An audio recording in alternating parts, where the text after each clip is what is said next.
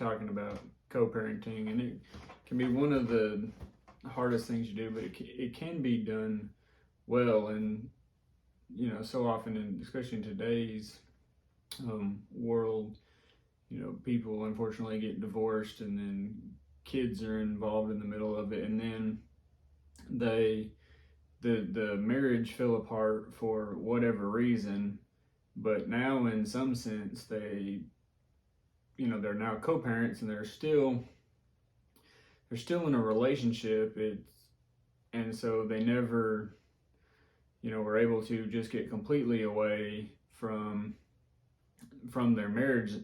In a sense, they might legally not be bound to one another, but now they're bound through their kids, and they still have to have a relationship. And that can be it can be hard because for whatever reason the marriage didn't last, and so now they're still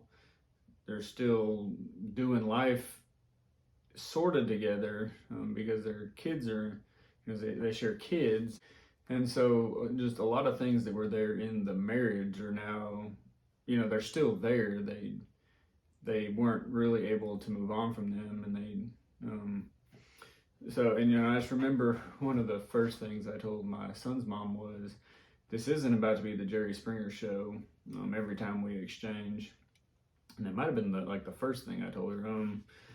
Just, I don't even know if they do the Jerry Springer show anymore, but that's just, I see that too many times. And I knew a girl that her parents had to exchange her and her brother through an exchange agency because they couldn't get along.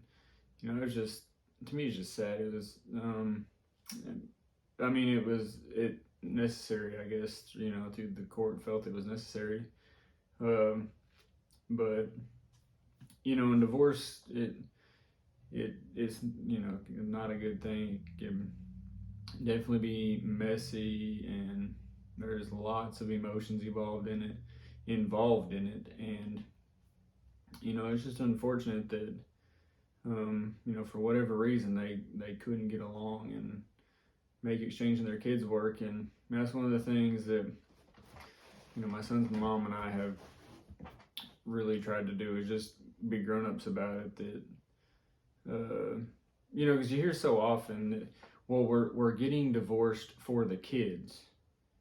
Well, I mean, if which I believe is a fallacy in itself, but okay, let's theoretically say that's true. Well, then why is every time that they exchange it, it's such a big fight, it's such a big argument? There's never a peaceful exchange. And it's like, so if you're really doing that for the kids so that there can be peace and happiness and life will be better, then why is it always so hard and hectic? And the kids don't like it because they know there's going to be fighting and arguing and that sort of thing. So thankfully, we've been grown-ups about it and been able to do it pretty well. Now, that doesn't mean we get along every time, and we always try to, if there is some sort of disagreement, to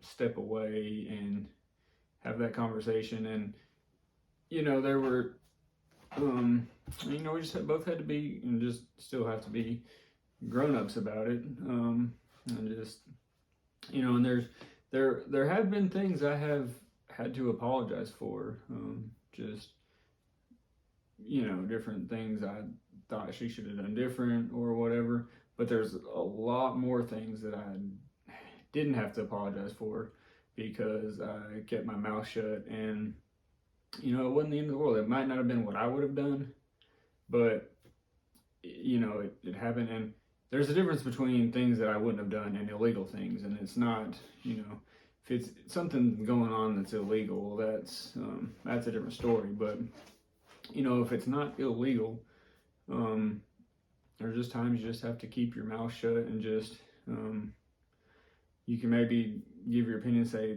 I would like you not to do this or that, or this is what And that's one of the things that we've had to do too. Is this is kind of things that I would like to see. I mean, she's done the same thing to me, so we try to um, do that the best we can, and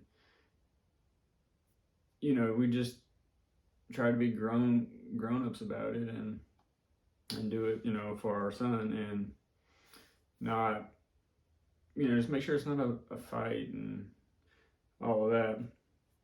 So anyway, back to them being in the wrong. It so often what arguments and co-parenting stem from is they make the other parent the bad guy, and that is so harmful, especially if you're quote unquote doing it for the kids. Making them the bad guy is not helpful, it's not beneficial, and you don't need to make the kids hate the other parent. That doesn't just in general, just bad mouthing people isn't good, but especially when it comes to the other parent, because you really pit the kids against their other parent, and I don't believe that's a good thing. It's not healthy. And so just and not making them the bad guy can also help you see things a little bit better from their perspective, and help you to see that everything they are doing is not completely evil. It's not the end of the world just because they didn't do something that you thought they should do. And you can't go looking for things just because they wanted to do something a little bit different, and think they're a horrible, terrible parent, just because they did something different than you thought they should have done. And then it can get even a little more complicated once you move past the two original parents to I say extended families, but then remarriages, and then you have multiple sets of kids you're co-parenting with step parents.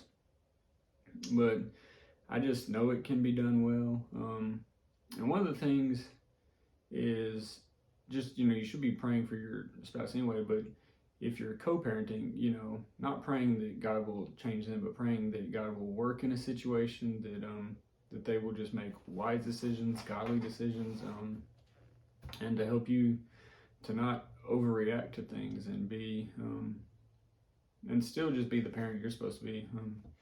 It can be hard, definitely, but so I just hope if you're in this situation that this has been helpful. If you know somebody in the situation that's been helpful, and you can just give them advice, because I know it can be done well, and that even in the midst of how chaotic co-parenting can be, it can still be done well, that you can still live a wonderful life through it all. So just hope this was a blessing to you, and that you have a wonderful day.